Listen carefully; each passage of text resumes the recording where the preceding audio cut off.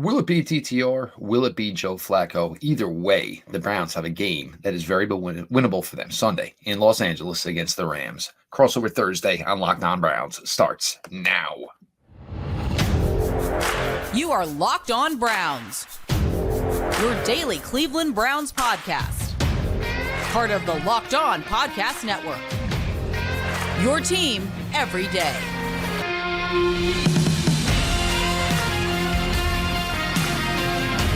What is up, Ramley? And what is up, Browns fans? Up to the Dog Pound. Welcome to this crossover edition of Locked On Rams with Locked On Browns. And if you haven't yet, be sure to subscribe to the Locked On Rams YouTube channel. Subscribe to Locked On Browns YouTube channel.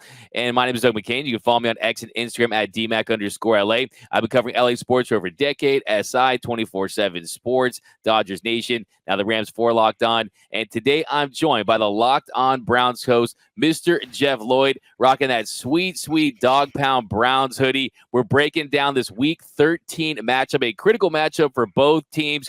But first, this episode of Locked On Rams and Locked On Browns is brought to you by PrizePicks, the easiest and most exciting way to play daily fantasy sports. Go to prizepicks.com/LockedOnNFL and use code all lowercase LockedOnNFL for a first deposit match up to $100. Now, Jeff, Week 13, Dog Pound Rams house. It's going down. Rams coming off 2 straight wins. They're trying to make it 3 straight. They're trying to increase those playoff odds to 52%. By the end of the weekend, they could be the 7th seed. Lots to play for the Browns, who are still right there at the second wild card spot. So lots to get into in this one, my man.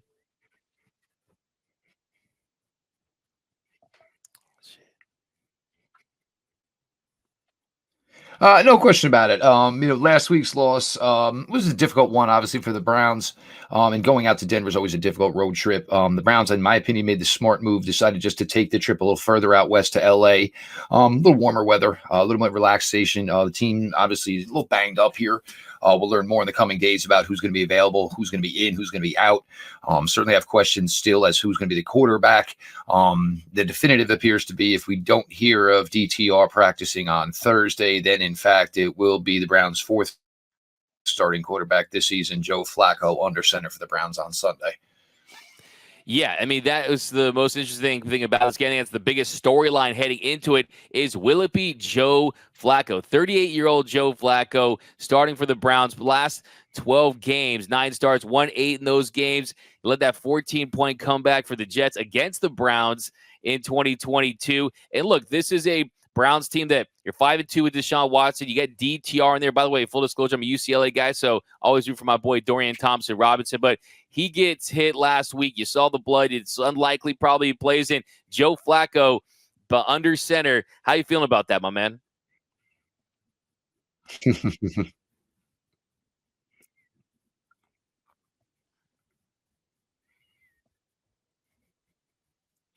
It's definitely interesting the way it's all come. Normally when you talk about a team about to start their 4th quarterback, you're talking about a team that's most likely going to be drafting, 1st, 2nd, or 3rd, in the spring when the, annual football draft comes up.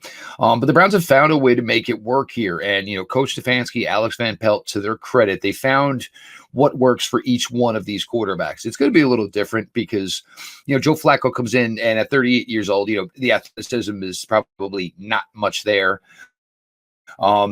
And the Browns have had athletic quarterbacks all season long, but he does come in with an absolute rocket arm. Joe Flacco can wake up 15 years from now and still be firing 30-yard spirals like it's nobody's business. And if there's any part of the offense that probably could use a kickstart, it's certainly the passing game. It struggled pretty much with every quarterback. I think DTR was starting to find his way a little bit. But Joe Flacco, and one thing I've always talked about with this Coach Stefanski offense is they have an issue getting the ball vertically down the field. Well, Joe Flacco, this is a guy, it's kind of always been his calling card. He's always been a great vertical passing.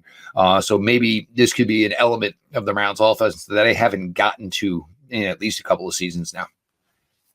Yeah, and that's going to really be the big key. This Rams secondary did a really nice job Last week, they were challenged early on by Kyler Murray, but they really shut him down. But Joe Flacco, he's always had a can, like you said. He's always had a big arm. He's someone that's not going to be afraid, of course, Super Bowl champion, right? So he's going to be someone that's going to come in and try to win games. I think that's one of the other big storylines in this game is, look, the Rams are just in better shape health-wise. The healthiest we've seen this Rams team in quite some time. You got Quentin Lake, he's out. Laurel Murchison. You have Matthew Stafford still dealing with that thumb injury. He's talked about how they've done a better tape job and they've streamlined it and he's getting more comfortable. But other than that, not really many injuries to speak of. Cooper Kupp isn't at 100%, still dealing with an ankle injury, not looking like the Triple Crown winning Cooper Kupp. But to me, that's the biggest key. The Browns, you even got Myles Garrett, the best defensive player on the planet right now, dealing with a little bit of a shoulder injury. Joe Flacco starting at quarterback. Amari Cooper misses practice. I think 10 players total didn't practice for Cleveland. How is Cleveland heading into this game health-wise, and how big of a factor do you think that is?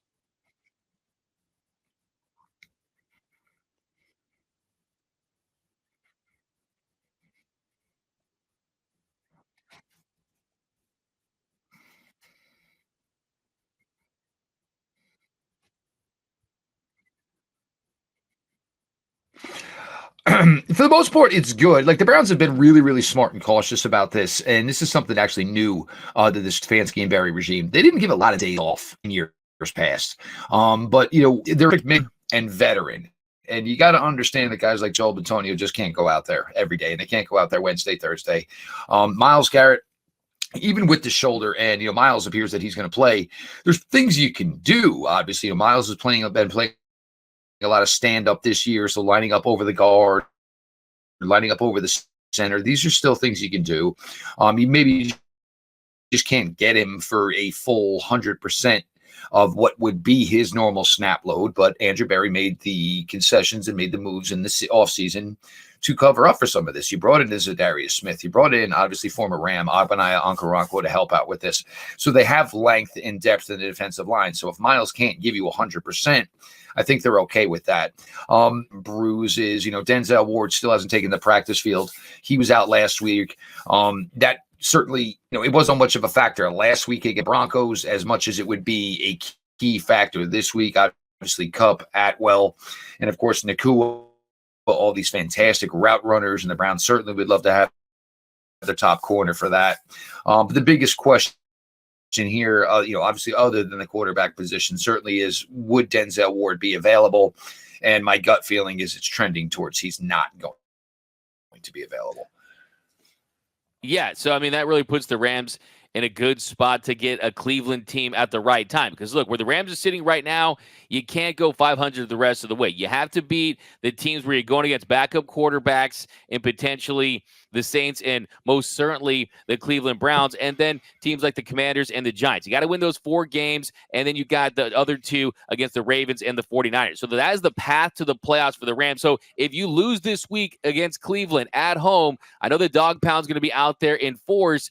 It's going to really throw a wrench in your playoff odds. If you're LA, they have some momentum. You got a really nice win against the Arizona Cardinals, one of the worst teams in the NFL, but you got guys in rhythm. They really have been struggling this year. Guys like Tyler Higbee. I mean, guys like they has 2 touchdowns, right? You got Kyron Williams, who comes back off IR. He had a fantastic week. NFC Offensive Player of the Week, 8.9 yards per carry. So he was fantastic. So the offense has momentum coming into this game, but this is a different beast. This is the Cleveland Browns. This is the best defense in the NFL with a nightmare in cleats in Myles Garrett. You got a Matthew Stafford last week who they kept vertical. He took 0 sacks on 33 dropbacks. It's going to be a different story. It's going to be a different challenge. It's just about minimizing the damage. You're not going to stop Myles Garrett in this Cleveland Browns defense, but you just have to hope to limit it as best you possibly can. The Browns, a 28.5% pressure rate. That leads the NFL.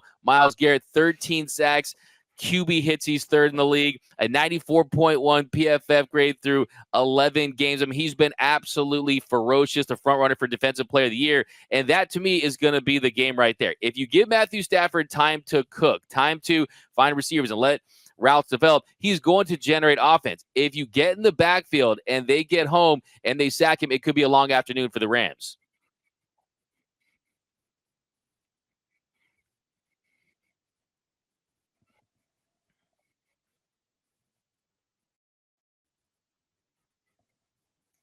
No question about it. And, that's one of the things that I think favors, the Browns this week as opposed to last week. Russell Wilson, we always talked about for the years about his ability. But the Browns do get in the backfield, and they get in the backfield quick. And Matthew Stafford obviously is, solid and accomplished as he is in his career. When you list his accomplishments and positives, you're not going to get to athleticism anytime high. You're certainly not going to be talking about anything where you're worried about Matthew Stafford and any designed runs or any of that stuff. So it's certainly a more favorable matchup. But obviously the wide receiver core for this Rams team, they're just really, really solid in what they do, really nuanced in the route running, get to their stems quickly, their breaks, in and out of the breaks quickly. It's really, really an impressive group. And it's kind of the talk here the whole season is anytime they talk to the secondary, they ask them about any game or, and first thing they say is, well, he ain't got to do much because normally the D-line puts so much pressure. Quarterbacks either throwing the ball away or he's, ended up back on his kick. The Browns hopefully want to get back to that type of business this week here out in LA. Absolutely. You talk about the receivers, those other key matchups. We're going to get into that here in our next segment. You got a crossover edition of Locked On Rams and Locked On Browns.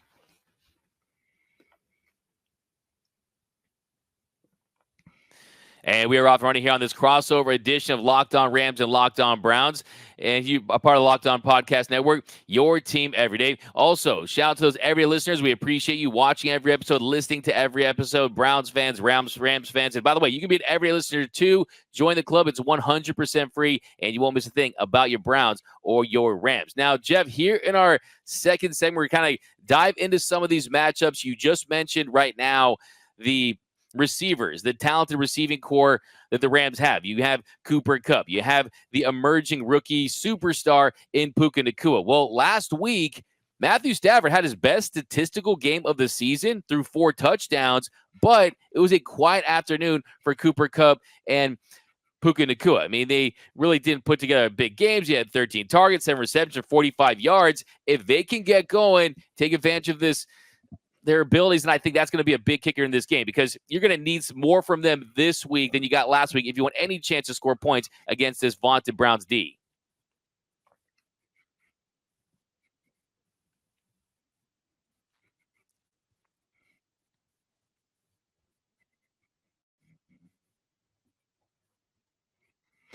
There's no question. And, sometimes, look, if you're playing the Rams, what are you going to do? You're going to try to take away Kupp. You're going to try to take away Nacua. That should be your game plan. Ideally, that should be, your focus on what you're trying to do. And as for the Rams last week, obviously, Matthew Stafford found ways to still basically get cooking, with other guys back out. And of course, Higbee's best day of the season to this point last week as well. It's going to be interesting because if it is no Denzel, it's going to be interesting how it works out. Martin Emerson in his second year is a really, really solid cornerback for the Browns. But looking at Atwell, looking at Nacua, looking at Kupp, I'm not sure that any one of these guys is an ideal matchup for a second-year cornerback who's an emerging player. He plays better against the bigger physical receivers. The smaller Smurf, jet quick, route running types aren't normally always his cup of tea. But look, you're a good player. You got to adjust. You got to take the as they come to you.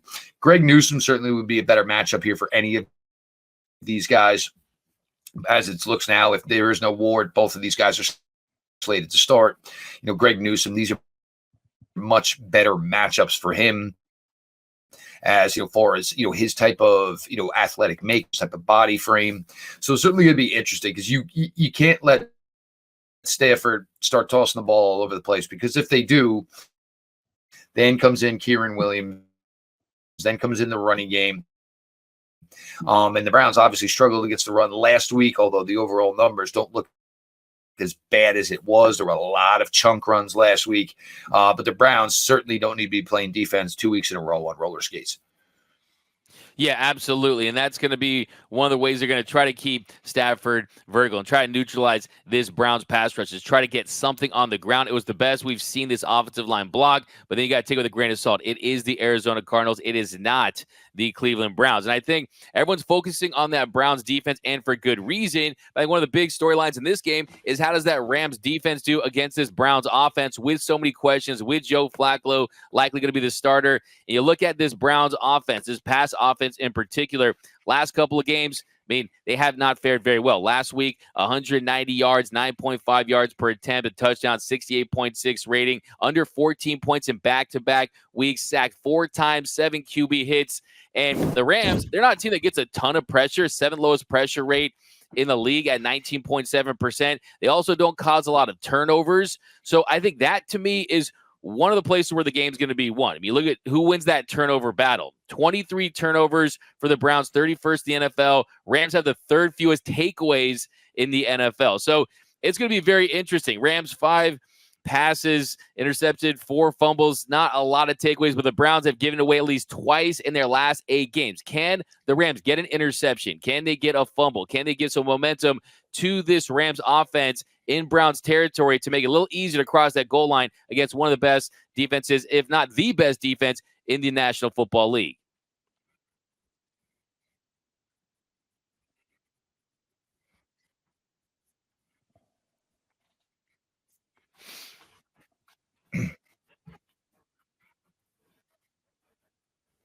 There's no question, and this is probably the same storyline for the Cleveland Browns. They give the ball up a lot, and as great as their defense is, they do not get a lot of turnovers themselves.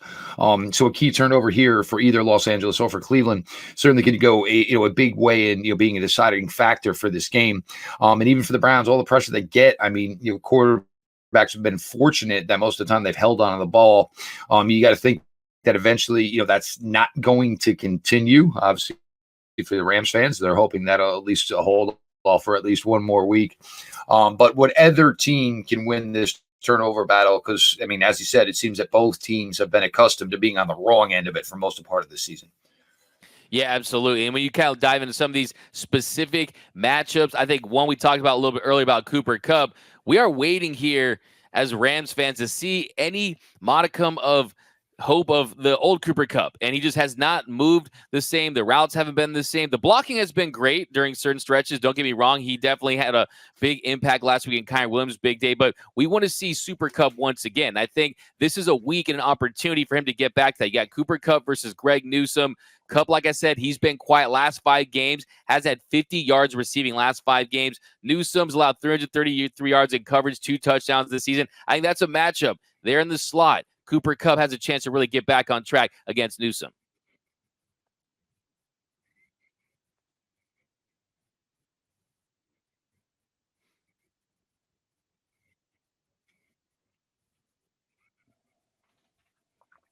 Oh, he's certainly the guy, in the 80 and 85, and certainly affecting, what Cooper Kupp can give this team. But there is the all factor of just being out there. And, regardless, if he is out there, any defense coordinator is going to say, our first job is to obviously eliminate number 10 to the best of our abilities. And then hopefully things, will work out everywhere else. And that's going to be the biggest matchup. It still is. Even though Nakua has had a fantastic year, it's, and a lot of it does become in unison because you have the two of them and, they are similar in how they win. And so guess what? If you can't get it to this side, most likely you can get it to that side. But for now, the calling card still, if you're trying to beat Los Angeles Rams, is obviously, try to keep Cooper Kupp in check. Because even if you cover him well, you can get a lot of targets sent that way. So, he still may get his 11, but if 19 balls were physically thrown to him, that means those were 8 balls that he ended up being in. So, it's a pick your poison type of thing with Kupp, but, you're always going to go with the efforts of trying to take him out or at least limit him to the best that you can.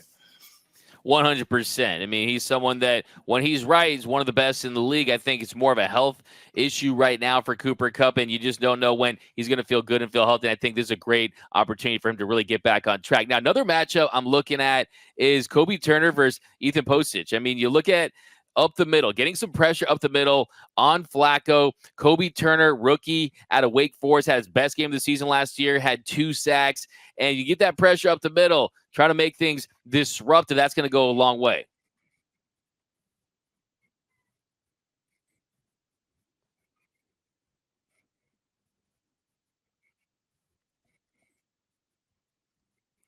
Well, I mean, all the interior. I mean, you look at it from both ends. You bring up Teller. Wyatt Teller is back playing to the Pro Bowl level that he was when he first started his career with Cleveland. And I'm one where, look, the Myles Garretts of the world are great, but ideally, most of the time these games are decided within the tackle box and between the matchups between the defensive tackles and the guards. Look, the tackles have the shortest path of resistance to go create damage and cause damage. So that is a big, big spot to where this game will be decided, certainly for the Browns. They've had a lot of, when I say issues at the tackle position, it's more of a revolving door. DeJuan Jones obviously was drafted. They were really excited about it, but the whole plan was for Jack Conn to be the right tackle the entire season. DeJuan Jones has been the starting right tackle since week one. Jed Wills went down. This would now be the fourth game without Jedrick Wills. Jerron Christian has been thrown in there. And to his credit, I mean, talking about a guy who is on paper your fifth offensive tackle, and to think that he's playing left tackle for you during a crucial run of what is a successful season to this point. And he's actually played really, really well.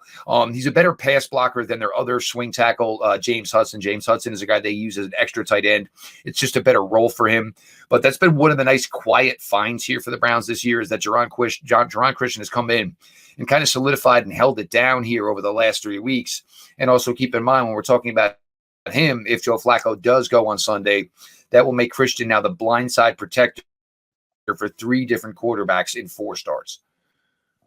Absolutely. Yeah, no, that's definitely going to be those key matchups right there. The game is won or lost in the trenches for the most part, and I think it's going to be the case once again. I think you look at a lot of talk about the Rams receiving core, Amari Cooper, not just because he's on my fantasy team, but because he's, of course, one of your best weapons out there. Ahkello Witherspoon, he has been one of the best finds in the offseason, was great out as one of the top corners. Had a couple down weeks, but really got back on track last couple weeks. And Amari Cooper, he left the game with that rib injury. How's he going to fare? I think that's a matchup you're going to be focused on. Also, Jordan Fuller, Rams safety, had the best game of his career. He was outstanding. He almost had 2 interceptions, had 4 pass breakups going against David Njoku right there. He's an athletic freak, big physical tight end. You can try to limit those 2 playmakers for the Browns. I think that's going to go a long way to determining if the Rams can get a win on Sunday. Cooper, and we'll see. And when Amari Cooper actually, it was week 2 when they were going to Monday night in Pittsburgh. He was dealing with some scar tissue issues from an offseason surgery, and there was no sure or whether or not he was going to play. And he was game time decision, did play, went for 7 receptions for 90 yards that night in Pittsburgh. So Amari Cooper's been a guy that can play dinged up. That being said, with Amari, it doesn't matter. The Browns need to get more than just Amari Cooper and David Njoku. Elijah Moore, I think it's been 14 receptions over the last 3 games. That number needs to get a little bit better. The Browns were caught up early in the season trying to use him as some sort of jack of all trades offensive weapon. Once they decided that he wasn't doing enough as a receiver for everybody to be scared to death that they were lining him up in the backfield, or were they giving him jet sweeps? That stuff starts when you're getting killed by somebody as a wide receiver, and then the offense takes the liberty of saying, well, you're trying to take him away, so we're going to use him different ways. Cedric Tillman, the rookie 3rd-round pick, had his best week of his career last week. Granted, part of that is because he and DTR are former high school teammates, so it was really easy for those 2 to rekindle that relationship last week in Denver. But I also think for Tillman, this is one of those instances where just getting that first taste of NFL success and saying, oh, you know what? This spotlight is not too big for me. I am worthy of being here. I am capable of playing in this league. So regardless of who's behind center, I think you can see a role for Elijah Moore to increase, and certainly for Cedric Tillman to increase, because the Browns need that. They need more than just Cooper and Njoku. Not that they're not fantastic players, but the writing's on the wall. Nobody's fooled. Everybody knows most likely where the ball is going. So until those guys can become regular contributors, teams are going to give more and more of an effort to take away, obviously, Cooper and David Njoku. 100%. And, of course, you got the big one, Alaric Jackson and Myles Garrett. We'll talk about that. We got prediction time coming up, how this game will play out. That's coming up next here on Locked On Rams and Locked On Browns. And welcome back to this crossover edition of Locked On Rams and Locked On Browns. Now, final segment here. Prediction time.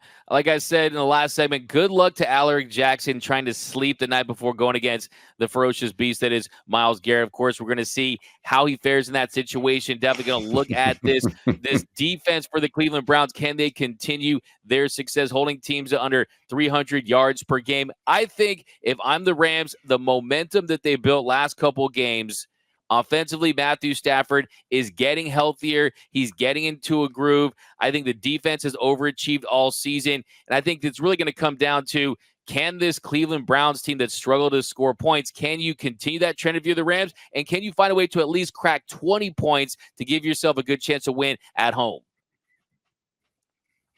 Yeah, I think that's a safe way to go. And for the Browns, a lot of people were questioning last week. The Browns did run the ball well, but they didn't run the ball enough early in the game. And look, you got a rookie quarterback, 5th round pick, and the Browns in that game, it's basically, look, is this our guy for the rest of the season? This is a team now sitting in 7-4. The thought process is legit that they're playing games in January. So you got to get the rookie up to speed. Unfortunately, he gets hurt. Now, do they try, in Joe Flacco, how much of the playbook does he know? Is he at 65% maybe, which would be probably about right, which means probably a little more of a heavy on the run game. You're not just going to go put Joe Flacco in his first game of the season. You're not going to put him in shotgun and throw it 40 times unless you absolutely have to, certainly, which would not be ideal. But the Browns need to really be able to run the ball here. And again, look, if Stafford can get hot, it's going to aid you in that too, because he's a lot more chance of him being spectator as opposed to playmaker. Certainly helps. But the Browns need to get back to what they do best. And this team was always supposed to graduate to be more of a passing football team this year. That idea was with Deshaun Watson. So that thought process is kind of out the window again until 2024. This team just needs to do what they need to do to go 1-0. And this has kind of been the mantra. And, everybody to go 1-0 this week. What do you have to do? Browns, with all changing parts, with all the different quarterbacks, left tackles, right tackles, guys moving in, moving out, they've been able to really stick to that belief of what do we got to do to win this week. This week, shorten the game. You know what I'm saying? You're not worried about weather. Your kicker's been fantastic this year. Obviously, nice weather out in LA. Try to run the ball with some effectiveness, and then hopefully you can work in play action, a couple of deep shots after all that. Yeah, that's absolutely going to be key. And the Rams bottom third in the league when it comes to rush defense last week against Connor. They definitely had some success with that. I think that's going to be key. Can you get yards on the ground with Ford? I think for the Rams, it's can you keep Matthew Stafford as vertical as possible? Because it's not just taking sacks. It's that one sack that puts him out of the game, and we see Carson Wentz, right? And you definitely don't want to put yourself in a situation where you have a backup quarterback. This team needs Matthew Stafford on the field, finding his receivers. I think, can you build on the momentum of Kyron Williams? Can he have a game against a really, really good defense, right? One of the best defenses in the NFL that's allowed 320 fewer yards than any team out there, because he's done against the Cardinals. Can he do anything like he did against the Cardinals against the Rams? And if he can, I think that would point to a Rams victory, because I'm pretty confident they are going to get something through the air. I'm not going to lie. This Browns defense, and where you look at them, especially up front, that lines like that have caused problems for the Rams this season. And if Stafford gets banged up, things tend to not go so well. So it's going to be very interesting. Jeff, when you look at the mood in Cleveland right now, and you look at the injuries, I mean, Chubb goes on IR. You lose Deshaun Watson, but you're, like you said, you're still in a great position to make the playoffs. Does it feel like you're playing with house money at this point, or does it feel like, no, we still need to go out there and make the playoffs considering we have this elite defense? Oh, there's no way. No, I mean, I'm saying, and I'm a big proponent, and there's a lot of part of Cleveland that doesn't have the total faith in Coach Kevin Stefanski that I think they should. The fact that you're sitting here at 7-4, you've already played 3 different quarterbacks, one of them being a rookie. Most likely supposed to start your 4th quarterback of the season here. And look, there's these 6 remaining games. Obviously, this is a difficult one here with the Rams. Jacksonville is kind of tough. Don't know what is playing some really, really gutty football. But there is no excuse really for this Browns team to not find a way to maybe go 4-2 down this stretch and probably have an 11-6 season. And it's the NFL. Like, nobody's going to feel bad for you. And this is where it is kind of weird, because this franchise, it's not like, even though this is almost Deshaun Watson's full second season here, he's not really played much. So it's hard to, view this and say, oh, well, no, you lost Deshaun. Well, he's been here for a long time. The amount that he's played is very minimal. So this, next man up mantra mentality is something that's been going on since the beginning of 2022. Yeah, no, that's definitely a great point. This is nothing new to them. They're used to playing without him during certain stretches. So, yeah, I definitely think that's a factor. I think one of the big kickers, too, just to kind of wrap this up, is just that, look, this is another elimination game for the Rams. You can't lose this game and feel good about your chances to make the playoffs. You have to beat a Browns team at home, playing with a 38-year-old Joe Flacco, coming off 2 wins. You have to find a way to get this dub, and you can build on that momentum, look to sneak into the playoffs. So I don't know if you want to throw out a prediction. I usually throw mine out on Friday. I'm feeling pretty good about the Rams. Not ready to go there just yet, right? Has to come. I have to feel it. I have to feel the predictions. Do you want to throw out a prediction? Any final thoughts, Jeff? Well, I mean, and look, and I'm the same way you, and obviously the way this world has gone is, obviously Locked On, they require us minimum 5 shows per week. When you get this late in the season, you really can't do the 5. You have to do the 6, because even if you record Thursday or Friday morning, you have no idea. You still don't. And look, I mean, how am I supposed to predict a game when I don't know who's going to be the quarterback for my team on Sunday? Yeah, no, exactly, and one of the guys who might be the quarterback on Sunday has never taken a snap for my team. Plus, I think that we all get into that Friday feel, and then all of a sudden we might be woe is us, woe is us, woe is us. And then Friday it's, the boys are going to be all right. We're going to be okay. We're going to win it. So I think it's going to be a closely contested game. I definitely think this game will be played within 7 points, regardless of who wins. I think you're going to at times get some teams that you're going to get some stretches where the offense looks good, and then you're going to get a couple of drives where you're going to see all of a sudden it's 4th and 19 for probably the Rams at some point, and then certainly for the Browns at some point. It's not going to be, they're not going to hang it in the Louvre by any means whatsoever. But these are the games. Absolutely. I agree with you 100%. I think it's going to be a close game. I think it's going to come down to, the turnover battle. I think how many times Matthew Stafford, they can get to him and be disruptive. But at the end of the day, this one's going to come down to the 4th quarter. And we've seen this Rams team close last couple of weeks. The trend for them this year is they haven't been able to put 4 quality quarters together in the same game.